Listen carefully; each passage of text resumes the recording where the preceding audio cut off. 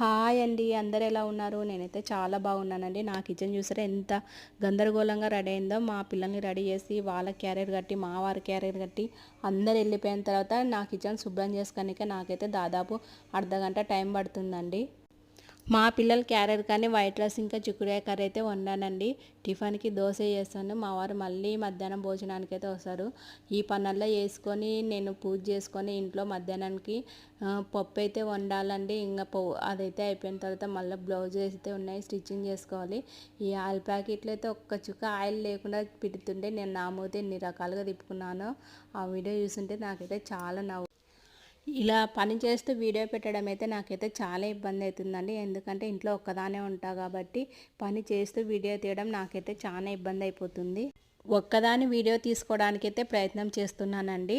నా వీడియోస్ నచ్చినట్టయితే సబ్స్క్రైబ్ చేసుకోండి. Bye bye.